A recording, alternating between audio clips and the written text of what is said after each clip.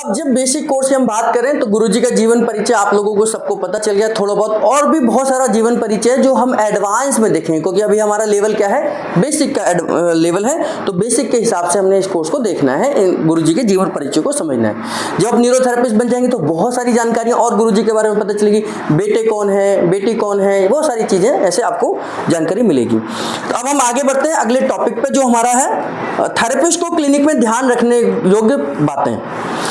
अब हम थेरेपिस्ट तो बन गए, क्योंकि थेरेपिस्ट का मतलब होता है कि अब हम न्यूरोथेरेपी को सीख रहे हैं। अब से लेकर 1 साल तक क्या है, थेरेपिस्ट हैं। अब से लेकर जब तक आपका कोर्स कंप्लीट नहीं होता तो ये थेरेपिस्ट हैं। तो आज 1 डे वाला थेरेपिस्ट है और वहां पर वो कंप्लीट 365 वाला थेरेपिस्ट है, जब तक उसने कंप्लीट डिप्लोमा नहीं कर लिया। तो हमारे इस टाइम पीरियड में, इस जर्नी में हमें कुछ चीजों को ध्यान में रखना चाहिए, क्योंकि अब हमारा बेस तैयार हो रहा है, बेसिक कोर्स हम कर रहे हैं और न्यूरोथेरेपी का बेस मजबूत होना चाहिए। कहते हैं किसी भी बिल्डिंग का, किसी भी का भी अगर बेस मजबूत है तो आपकी बिल्डिंग, आपका स्ट्रक्चर बहुत मजबूत बनेगा। अगर आपका बेस ही कमजोर है तो आप बहुत ज्यादा बिल्डिंग नहीं बना सकते, अगर बना देंगे तो वो कभी भी गिर जाएगी। तो अपने बेस को मजबूत करने के लिए इन 5 चीजों की आदत आपको अपने अंदर रखनी चाहिए। ये 5 चीजों की आदत आपके अपने अंदर होनी चाहिए। पहली क्या है, जो भी आपका समय है पहुंचने का, जहां भी पहुंचने का है, चाहे वो सेंटर का हो, होम विजिट का हो, या कहीं कोई पेशेंट देखने का हो, कोई अपॉइंटमेंट का हो, तो हमारी आदत में ये होना चाहिए कि हम वहां पर समय से पहले ही पहुंचे। समय से पहले ही पहुंचे, यानी कि हमारी जो भी अपॉइंटमेंट का टाइम है, चाहे पेशेंट का हो, क्योंकि आदत बनानी है, चाहे क्लिनिक पर ट्रीटमेंट सीखने का टाइम हो, क्लासेस लेने का टाइम हो, जो भी टाइम है आपको वहां पर समय से पूर्व पहुंचना चाहिए। और जो भी आपका टाइम वहां से निकलने का है, कोई टाइमिंग है फिक्स है, तो वहां पर उस टाइमिंग के बाद ही हमें वहां से निकलना चाहिए। क्योंकि हमने जो न्यूरोथेरेपी सीखी, क्योंकि ये नियम जो बने वो उस समय बने जब गुरुजी खुद सिखाते थे। हमने न्यूरोथेरेपी को 2 तरीके से सीखा, एक गुरुजी के पास सीखा और एक सेंटर पे बाद में आकर प्रैक्टिकल ट्रेनिंग के दौरान सीखा कि सेंटर कैसे चलाना है। तो वो गुरुजी कहते थे कि ये आदत में होना चाहिए। ऐसा नहीं हो आपके सेंटर का टाइम 9 बजे का है और आप खुद ही 9:15 बजे पहुंचेंगे। उस समय तो एकल सेंटर चलता था, एकल जैसे विद्यालय होते ना, ऐसे एकल सेंटर चलते थे, एकल केंद्र बोलते थे उसको, न्यूरोथेरेपी के एकल केंद्र। एकल केंद्र का मतलब क्या है कि वो खुद ही खोलेगा क्लिनिक को, खुद ही साफ करेगा, खुद ही दरी बिछाएगा, खुद ही तकिया लगाएगा, खुद ही कुर्सी लगाएगा, खुद ही डायग्नोज करेगा, खुद ही डायग्नोज करेगा, ट्रीटमेंट भी खुद ही देगा, परहेज भी खुद ही बताएगा, सब कुछ खुद ही करना है। इसलिए हम एकल केंद्र न्यूरोथेरेपी का सेंटर कहते हैं। तो पहले एकल केंद्रित थे, क्योंकि न्यूरोथेरेपिस्ट तो थे ही नहीं ज्यादा और ना ही सीखने वाले थे। तो एकल को ध्यान में रखते हुए गुरुजी ये कहते थे कि आपके समय जो भी है क्लिनिक का उससे पहले पहुंचिए, क्योंकि 9 बजे आपका टाइम नहीं है, 9 बजे तो पेशेंट का टाइम है। ये 9 बजे का जो टाइम है आपका, ये पेशेंट का टाइम है। आपका टाइम तो 8:30 बजे का होना चाहिए। अगर आपने 9 से 12 का सेंटर खोला है तो ये पेशेंट का टाइम है, आपका टाइम उससे आधे घंटे पहले का और उसके आधे घंटे बाद का होना चाहिए। क्योंकि अब पेशेंट 12 बजे गया तो आप उसे फोल्ड करेंगे, फिर रखेंगे, सारा व्यवस्थित करेंगे, कार्ड को लगाएंगे, रजिस्टर में मेंटेन करेंगे, तो इसमें भी आधे घंटे का समय आपको लगेगा। तो इसलिए आपकी आदत होनी चाहिए कि जो भी आपका समय है उससे पहले पहुंचना है और उसके बाद ही आपको वहां से स्थान छोड़ना है। पहली आदत आपके अंदर होनी चाहिए और आज से होनी चाहिए। दूसरा, जो जगह आप प्रैक्टिस कर रहे हैं, जिस जगह आप सीख रहे हैं, जहां पर भी आप ट्रेनिंग के लिए सीखने के लिए जा रहे हैं, सबसे पहले उसे आपको अपना समझना है। आपको अपना समझना है। जब आप अपना समझेंगे तभी आप जब सेंटर पे सिखाएंगे तो दूसरा वाला अपना समझेगा आपके सेंटर को।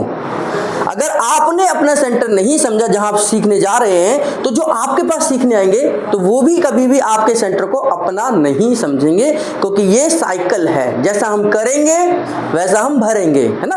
तो जहां पर भी आप जा रहे हैं तो उसको अपनी जगह, अपना सेंटर, अपना इंस्टीट्यूट समझकर ही आपने रहना है।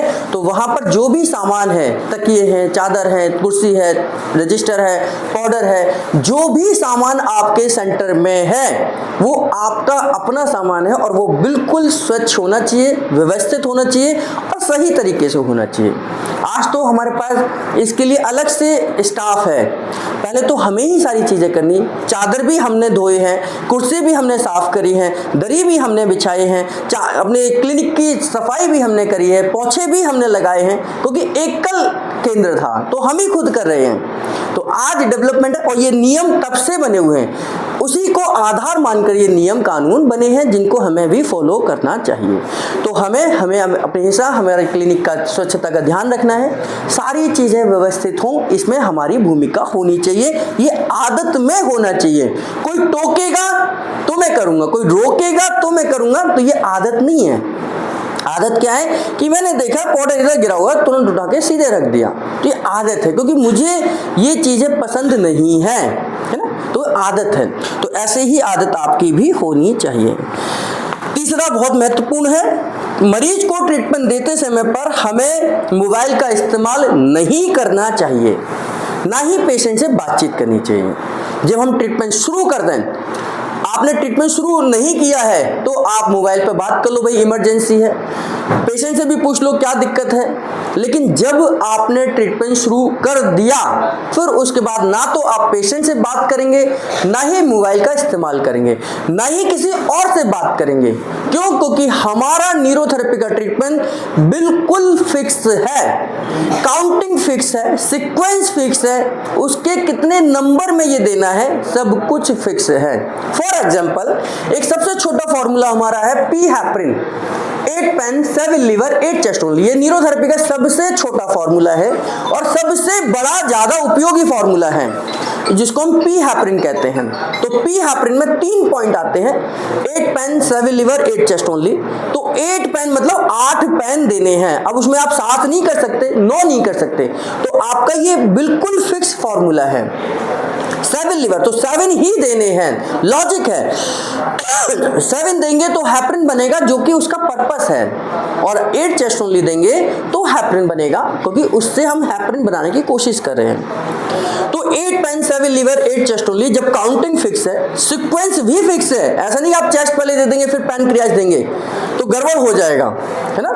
तो आपका सीक्वेंस फिक्स है, काउंटिंग फिक्स है, आपकी नंबर फिक्स है, तो सब कुछ फिक्स है, तो फिर उसमें बीच में सोचने समझने का कोई चांसेस नहीं है, बीच में बोलने का भी चांसेस नहीं है, क्योंकि एक बार जब शुरू कर दिया तो वो एंड पर ही रुकना है, बीच में रुक भी नहीं सकते आप। केवल उतना ही समय लेना है जितना आपने पॉइंट को चेंज करने में समय लगता है। तो इसलिए ट्रीटमेंट देते समय पर हमें ना तो पेशेंट से बातचीत करनी है, ना ही मोबाइल का इस्तेमाल करना है, ना ही किसी और से बात करनी है। आपका ध्यान, आपके कॉन्शियस, आपका पूरा का पूरा ध्यान आपके ट्रीटमेंट पर होना चाहिए।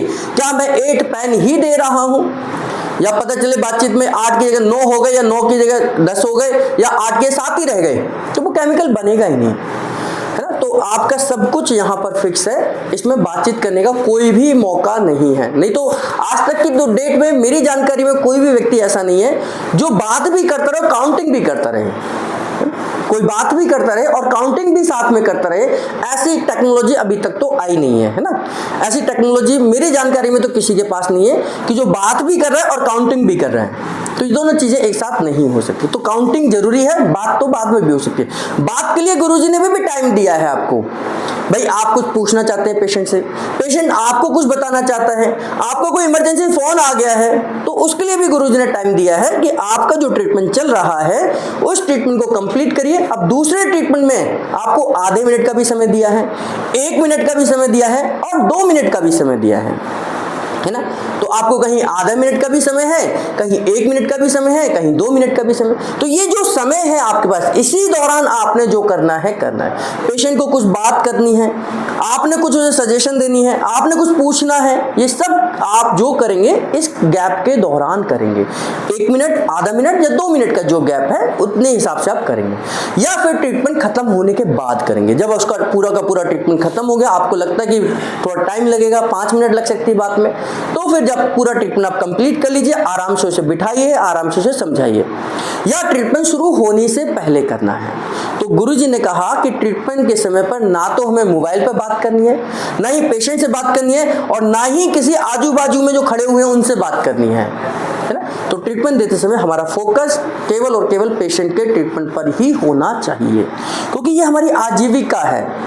अगर आप खुद सोचिए, आपका गॉल ब्लैडर का ऑपरेशन हो रहा है और जो डॉक्टर है उसका ध्यान मोबाइल में हो या किसी अपनी नर्स से बात करने में हो, तो क्या ऑपरेशन आपका सही हो जाएगा? तो जब आप नहीं चाहते कि मेरा ट्रीटमेंट देते समय कोई डॉक्टर लापरवाही बरते, तो कोई पेशेंट भी नहीं चाहेगा कि उसका ट्रीटमेंट होते समय आप लापरवाही बरतें। तो जैसा हम चाहते हैं वैसा ही करना पड़ेगा, है ना। तो जैसा हम चाहते हैं वैसा ही रिवर्स में हमें देना चाहिए। अगर आप खुद सीरियस नहीं है तो आपको ट्रीटमेंट देने वाला भी सीरियस नहीं मिलेगा आपको, क्योंकि आप भी किसी की बीमारी का इलाज कर रहे हैं। कल को आप डॉक्टर के पास जाएंगे तो आपको भी ऐसे ही डॉक्टर मिलेगा जैसे आप किसी को मिले हैं, ध्यान कर लेना।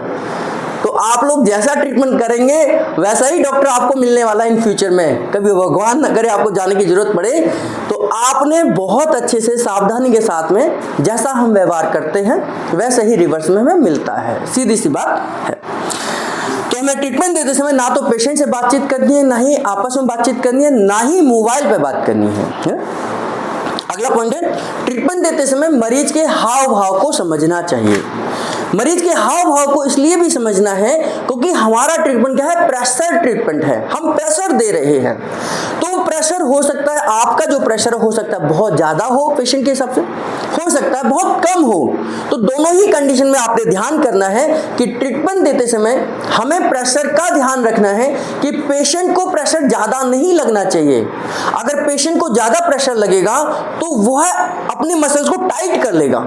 स्वाभाविक है, जब हमारे ऊपर कोई ज्यादा वजन कोई डालेगा तो हम ऐसे टाइट कर लेते हैं उस वजन को सहन करने के लिए। तो जब वो अपनी थाई की मसल्स को टाइट कर लेगा, हाथ की मसल को टाइट कर लेगा, पीठ की मसल को टाइट करेगा, तो वहां पर नेचुरल फ्लो नहीं होगा, वहां पर ब्लड सर्कुलेशन नेचुरल नहीं होगा।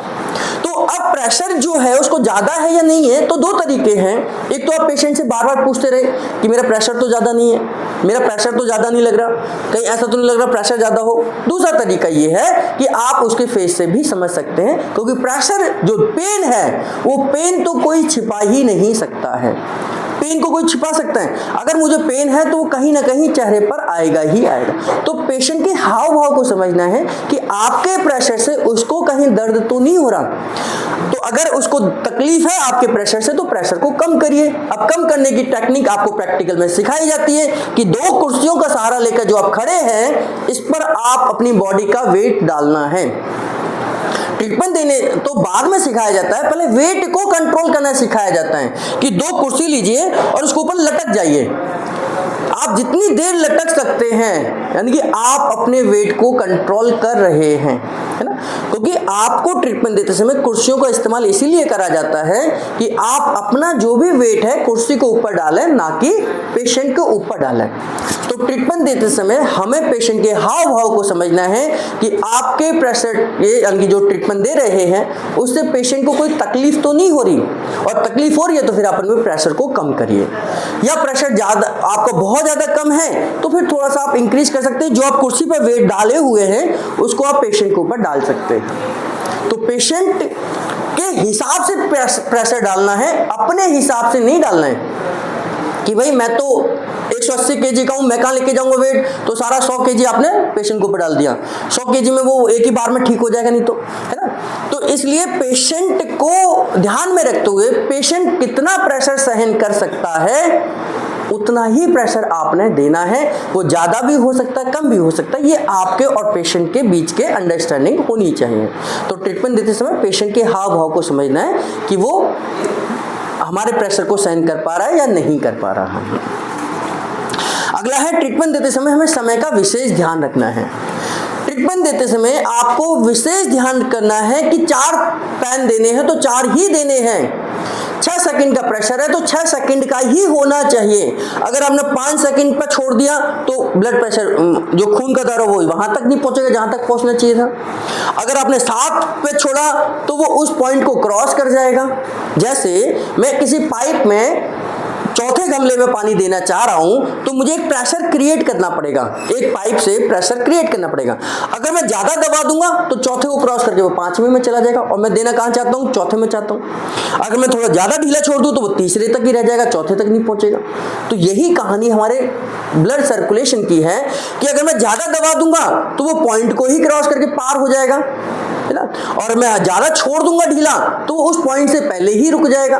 तो मेरा एक नॉर्मल प्रेशर ही है जो चौथे गमले तक पानी को भेज सकता है ना, एक नॉर्मल प्रेशर, यानी कि एक नॉर्मल प्रेशर फिक्स है, उस प्रेशर से ही आप चौथे गमले में पानी को भेज सकते हैं। तो वही सेम आपकी कहानी है कि जो सेकंड्स हैं, 6 सेकंड का प्रेशर है, तो वो कहीं ना कहीं लॉजिकली गुरुजी ने बनाया हुआ है पूरी न्यूरोथेरेपी में कि हमें 6 सेकंड का ही प्रेशर देना है। और अगर गुरुजी ये कहते हैं कि इससे ज्यादा या कम देना है तो गुरुजी वहां पर साफ साफ लिखते हैं कि ये पॉइंट इतने सेकंड का देना है।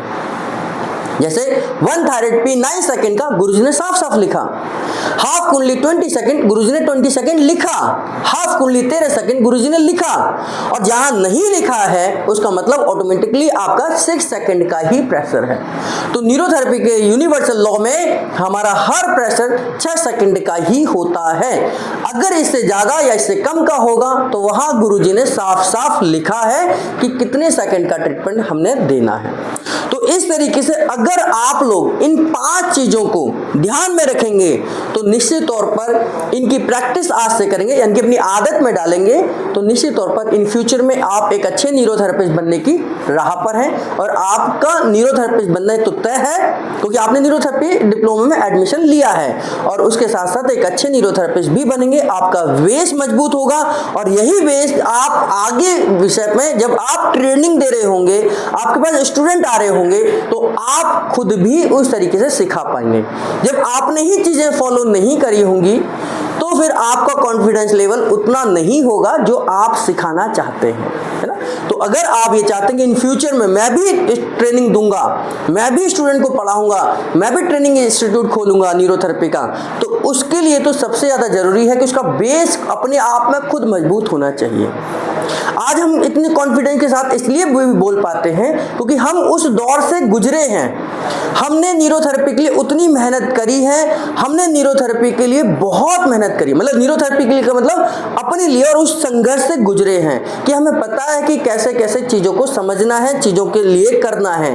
तब हम जाकर एक कॉन्फिडेंस के साथ बोल पाते हैं। और जितने भी पुराने न्यूरोथेरेपिस्ट हैं, जितने भी कम से कम 15 साल पुराने न्यूरोथेरेपिस्ट हैं, उन्होंने उस दौर को देखा है जब लोगों को न्यूरोथेरेपी ट्रीटमेंट के लिए मनाना पड़ता था कि आप प्लीज एक ट्रीटमेंट ले लो, प्लीज करके ले लो, आपको अच्छा लगेगा, फिर हम बाद में देखेंगे। और आज ऐसा दौर है कि लोग अपने आप न्यूरोथेरेपी के लिए आते हैं। तो इस दौर में बहुत फर्क है। तो आपको भी उस लेवल की मेहनत करनी है कि आप एक अच्छे लेवल पर जा सकें।